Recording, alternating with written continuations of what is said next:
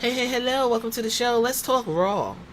Let's talk Monday Night Raw moving to Netflix. The good thing with Netflix is $7 and they show like two commercials. The one good thing I can say about Monday Night Raw moving to Netflix is hopefully less fucking commercials. But the way WWE runs, they're gonna make their own fucking commercials because they will give you a recap at least 6 times a night. I am very interested to see how these 3 hours are going to go. But that's not really the conversation. The conversation is the roster that will be active when they go over to Netflix. And I just want to discuss this because I'm looking at this picture. This is the updated roster picture. And it's layered and kind of indicative of where people are on the card. I'm not really sure why Carlito is front and center. I would have put either CM Punk or Seth Rollins there. Gunther is your world champion. So I don't know how old this picture is, but Gunther is your world champion. As much as Gunther gives you that polished European feel, he doesn't bring the heat like that. You got Liv Morgan. She is your women's champion, and she is a weak ass women's champion. We could debate that in the comments if you want to. You got your tag team champions of JD McDonough and Finn Balor, who do not defend those tag team titles. Why did you make new titles if you were not going to defend them? This is another argument for unifying the titles. There's no need to have two titles on two different brands if you're not going to defend them. Finn Balor and JD McDonough can be rotating in all three brands, including NXT. Now, that can be made because there's no longer on Raw on Fox. Now, there's no longer SmackDown on Fox. It's on USA. So that can be made, that argument, to unify and have whoever has the title do all that traveling and, give people opportunity who are in tag teams. Okay. I do agree, in my opinion, Dominic Mysterio is a top heel. Top heel, he gets heat. He probably plays into the heat a little bit too much.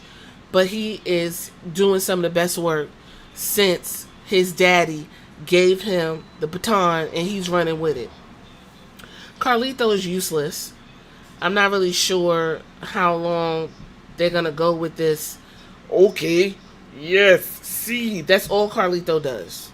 Then you got CM Punk, Drew McIntyre, Jey Uso, and Rhea Ripley. That's your top starting lineup on this picture.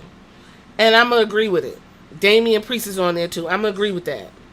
Then in the second row, we got pretty much the, what can I say, the good hand section minus Braun Breaker, okay, because Braun Breaker is now going to be the second in line behind Gunther in terms of individuals that these people need to be running after, right?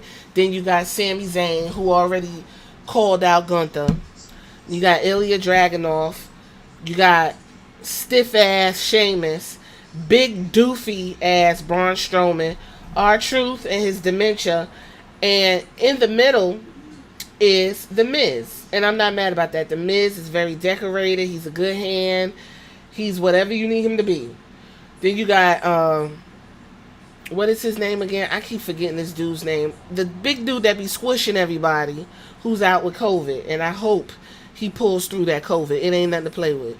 You got Alba Fire, Isla Dawn, who are completely useless, and Valkyria, I don't even know how to say her name. She done came, and don't nobody give a fuck about this woman. She got the rub from Becky Lynch, and it's just like, whatever, child. Then you got the third row. Listen, the Wyatt Six, they're just regular. They're regular people. They're attraction. They're a Halloween act. Then you got the New Day minus Odyssey Jones. They're going to have to take him out of there. You got the Pitbull and what they call American Made. Okay, this is the Jabba section. We moving into the Jabba section, okay? Zelina Vega, those two dudes from fucking, what the fuck is that? The LWO. Oscar's out, fucked up for the rest of the year. Damage Control, Old Girl's out, fucked up for the rest of the year. Butch. I'm not really sure why Otis isn't in the top. They push Otis because it's fun and you cheer for Otis. Oh, there's no reason why Otis can't carry an individual title. No one can tell me why not. And then Maxine Dupree and Akira Tozawa. Maxine Dupree has been doing well, and you can see her progress.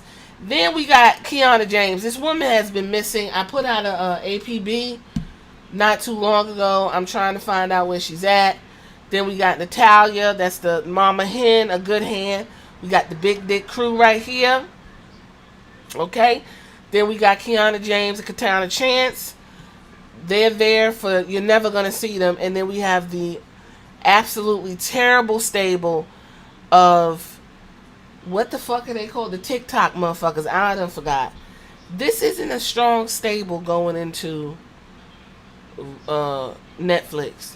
Because essentially what's going to happen is we're going to be stuck in this vortex of Judgment Day, Rhea Ripley, Liv Morgan. They, either they going to need to start fucking or something. Something got to give to spruce up this Judgment Day shit. And I'm not talking about Rhea Ripley and Jay. I'm talking about Rhea Ripley and Liv Morgan. It needs to be some type of sexual tension going on. And it probably will happen.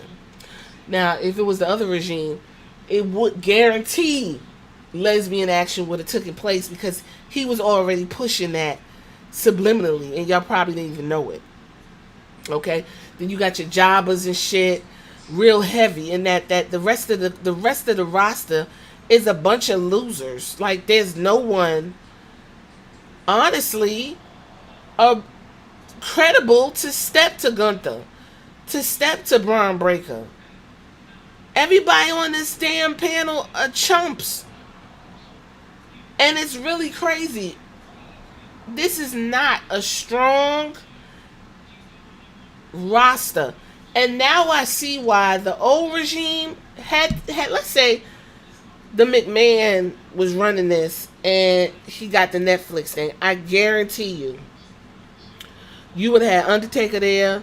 Stone Cold would have probably showed up. Motherfucking John Cena gonna come regardless. We had The Rock come out there and fought. He'd have dug up fucking Macho Man. Like, he would have got the nostalgia for that ass, because that is the only way to get people to come and see what's going on. Now, what I will give Triple Thumbs a kudos for is he's putting all his eggs in the basket for a select few superstars to actually go over there and put on a good show.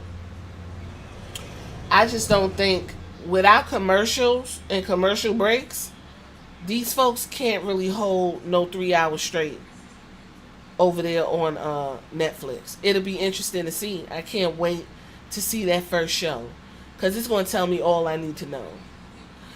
I'm going to end it here.